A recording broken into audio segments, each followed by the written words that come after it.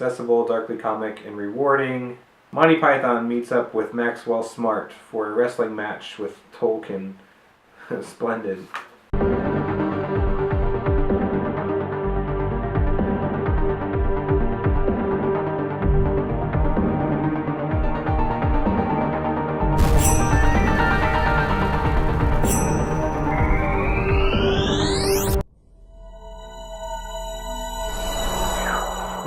Whoa.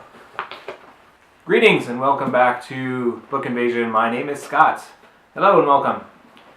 Today we're going to be talking about The Assassination of Brangwain Spurge by M.T. Anderson and Eugene Yelchin. This is a middle grade book targeted to age ranges between like 10 to 14, but I had seen this at the store. I had heard M.T. Anderson's name from another book he wrote called Feed, I believe. I hadn't read that one, but I knew that it was kind of like a cool sci-fi dystopia book, and so I saw this come out, and it was like, oh, cool, it's a middle grade novel. But then I had seen some of the like illustrations inside, and I was like, I gotta check that out. This book sounds a little bit kooky.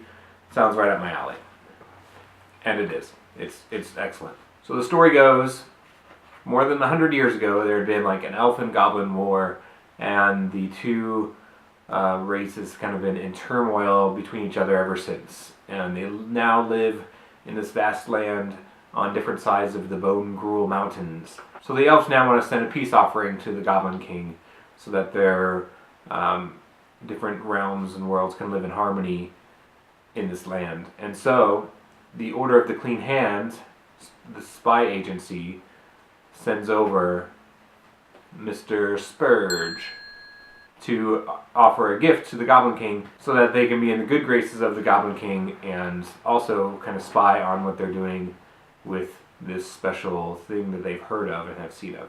But let me just roll you the book trailer, which is excellent. Roll film.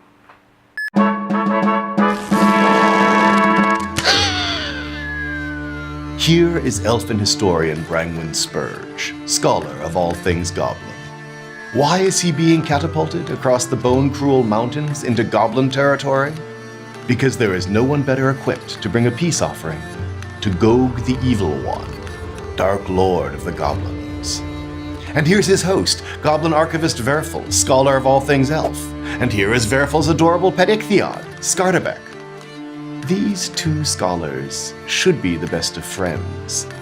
But in the land of the Dark Lord Gog, spies are everywhere and no one can be trusted. Both Brangwain Spurge and Verfel, elf and goblin, are pawns in a bigger game, each with his own secret mission.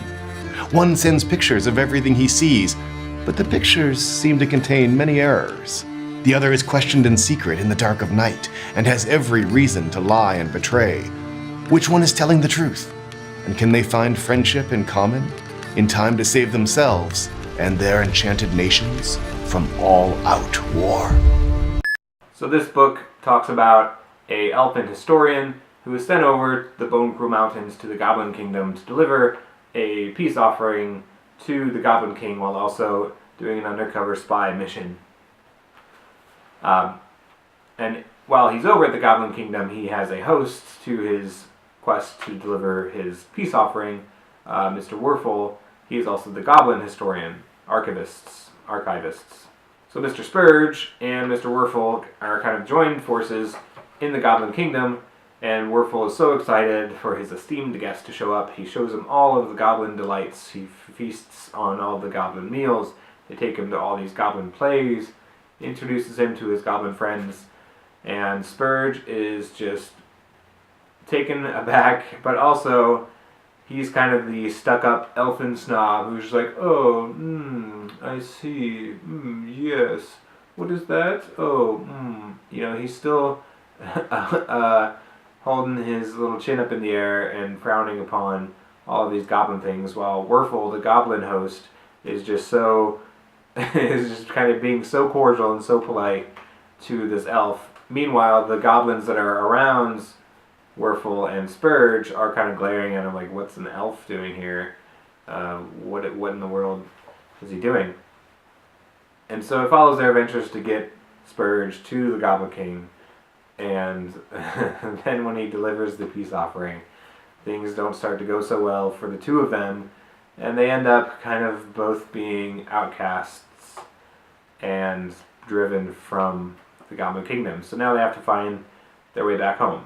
It was a great Terry Gilliam, Lemony Snicket's Tolkien-esque buddy comedy where these two people that are at odds with each other, that shouldn't culturally be friends with each other, kind of get into situations where they have to save each other's hides a couple times and stick up for each other and kind of join forces in unseemingly bleak scenarios. And it plays out really perfectly. There's great illustrations, there's great artwork, and it was just so much fun. I would recommend anyone to read this. It's such a good kind of fantasy buddy comedy just to get, just to kind of re-energize your reading brain. It has action, it's fantasy based, goblins and elves and all these different weird type of things that happen between the elves. And it's just a great, enriching book. It's a hefty thing. It's pretty heavy. It comes in at like 500 and some pages.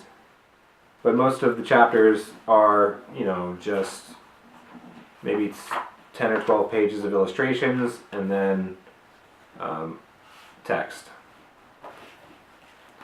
But it's really well done. I would highly recommend it. Kate from Chapter Kate and I'd seen that she had hauled this book or had it in our TBR, and I had it at the same time too, so we kind of not so officially buddy read it, and we talked about it. I thought it was great. She thought it was great. It's just a fun thing to do, and it has good, things. So this is a great book to have. It's a great book to, 30 years from now, hand it down to my children, and they're going to think this is like the weirdest thing ever. So I think it's great. It's a great book to have just on your shelf.